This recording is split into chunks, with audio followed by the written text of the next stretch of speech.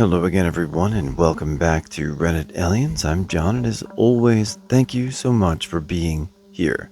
Good topic for you today. Let's get it. What's the most effed up thing you've ever seen at work? Please remember to like, share, and subscribe. I worked in one of the busiest Walmarts in the country during spring break for 6 years. I wouldn't even know where to begin. I guess the drunk lady leaving the bathroom with her pants around her ankles while actively shitting as she walked across the front of the building and back outside into the wild. None of the workers wanted to deal with it, so they parked a shopping cart over each turd until the cleaning crew came in. Once saw someone step into a bucket of hot fryer oil. It got into their shoes and everything. It was so bad that when they took the shoe off, it peeled off skin with it. The person had second and I believe third-degree burns. He never came back, but I saw the pictures. It was horrific. Worked at a call center. I was in the break area of the second floor and heard a guy getting into an argument with his soon-to-be ex-wife. I walked away and back into my call area, and about 30 seconds later, the whole call center went into lockdown. Found out that the guy decided to kill himself and jump headfirst into the concrete floor and landed right in front of my coworker. He was granted unlimited paid days off and paid therapy for the rest of the year.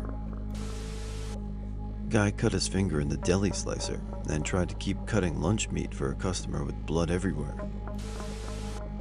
Saw a guy fall 40 floors onto a large pile of cast iron piping as I was walking off for lunch. Didn't end up eating lunch after that. Coworker ended up ODing, and no one in his family told his dad. The only reason his dad found out his son died was because the dad called the company to see if his son still worked there. My boss had to be the one to tell him the bad news because no one in the guy's family was willing to tell him. It's November, right before Christmas 2011, and CEO told me, CTO, to fire a guy so we could make our bonuses for the year. I replied, his wife is dying of cancer and has 2 months at most to live, and he has kids. Just fire me, and you'll make your bonus. Without so much as a blink, he said, well, what would you do? I said, I can defer some equipment purchases to the next year, and that will cover the 30K-ish you're looking for. He said, great, do that. He literally didn't care about another human being who was at the lowest of their lows. I'll never forget that. And F you, Rich. What an absolute piece of human garbage. Just uncaring and cold like that. Glad you found a workaround. Just awful. Worked with a guy at a retail store. He came in one day with one red eye and the other normal, so I asked if he was okay. He said yes, and said his pet rabbit scratched him while he was playing with it. I didn't think anything of it until about 3 days later when he got arrested, charged with murder of a pregnant woman and her fetus. He partly dismembered her body and tried to hide his tracks. And when he realized that wouldn't work, he then burned her house down with her body inside. That's when I realized that those scratches were really from her fighting for her life. His name is Matthew Brush, and as far as I know, he's still in prison. I used to work with special needs kids aged 3 to 7, and one of them came up to me on a Monday morning and told me her dad died over the weekend, then skipped off to go play with the rest of the group. I learned later that day that he had overdosed on heroin, and I'm assuming she hadn't fully understood what being dead meant, and that she thought she might see him again. Opioid addiction patient would inject directly into open wounds in her biceps, and I'm not talking small wounds. Both her biceps were eaten away. They were little thready bits of tissue that were inconvenient because they would get caught on stuff, so she cut them. She was in her mid-20s, but had started using as a teenager with her mom. She would get bloodstream infections and heart infections and leave before finishing treatment. A guy knew he was getting fired, so he took a shit in the trash can in his cubicle. Nobody knew if he did it there or took it into the bathroom to shit in it, but he did it one way or another. He got called up to HR and was let go. Then the people working in his area started complaining about the shit smell, and sure enough, I found it in his little trash can. Then I called him to ask about it, and he said it was an old burrito he forgot to throw out. It was not an old burrito. he forgot to throw out. Airline pilot watched a guy die in the Nashville terminal once, gate C10. He keeled over in his chair, waiting for boarding. EMS was there almost immediately. They did CPR on him for a good 15 minutes, way past when everyone knew he'd passed. The part that's haunting was watching it click for his wife that he was gone. Her reaction? I'll never forget that. I'm a nurse. Used to work on an oncology unit. One of my patient's family members walked into the wrong room by accident. The patient in that room had passed away and was shrouded, waiting for transport to the morgue. She threw herself on the body weeping, thinking it was her loved one, and no one had called her. Then we realized what happened. It was not good. Well, I can't imagine the inadvertent trauma that caused that loved one. Hopefully their family member fared better. Craned an old grain bin that was cemented into the concrete slab it was on. The bird shit, feathers, and carcasses made a firm floor about 2 feet deep. Inside were about 15 pigeons who looked like they'd never seen the light of day. Some were too effed up to fly or too young. One was pink like bald and absolutely the offspring of multi-generational incest. They were all effed up. They couldn't get out because the only place to escape was the cap at the top, which is impossible for a bird to fly vertically through without messing up their flight on the roof sheets. I'm guessing they survived off the grain left inside it and cannibalizing the dead.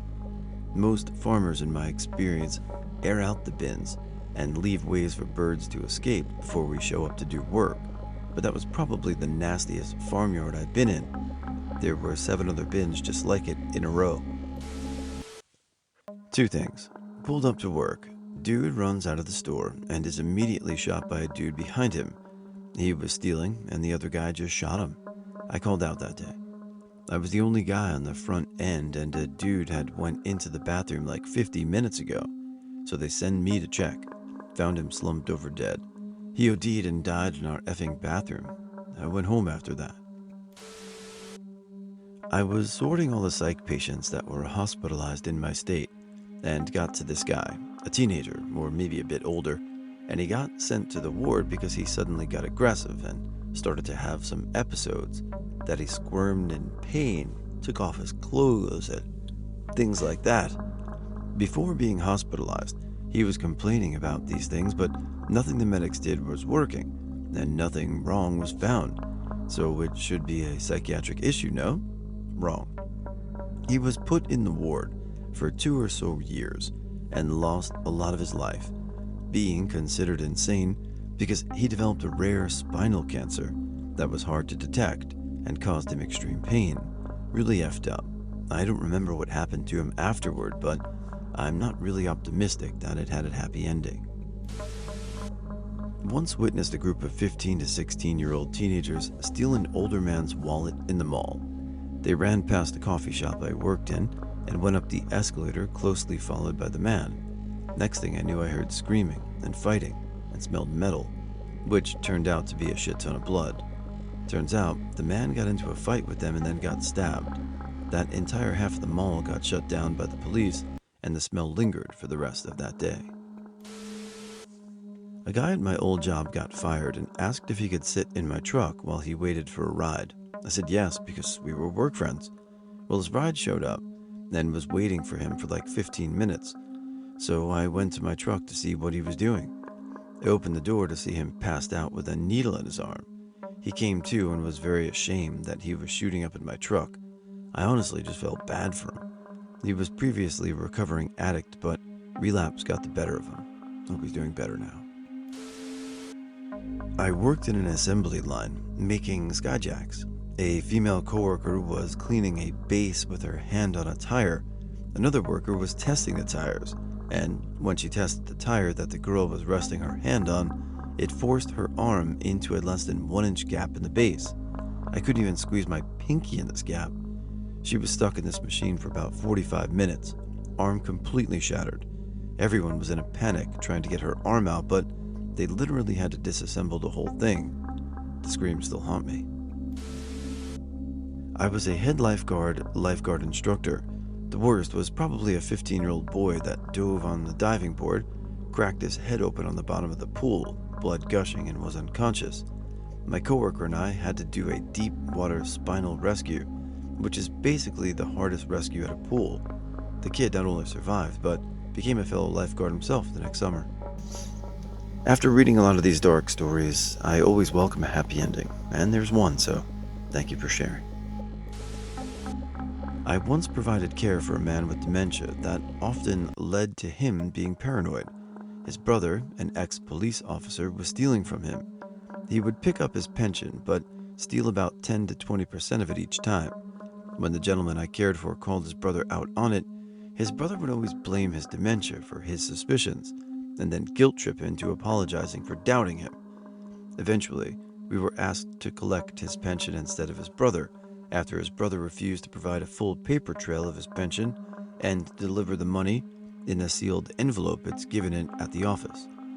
His brother kicked off big time, trying to get us to stop providing care so he could keep exploiting him. We stood our ground, duty of care above all else, and our man got the pension he earned through his life in full. I saw lots of other messed up stuff in that job, but there's something about a man's older brother exploiting and emotionally gaslighting him which just hits hard.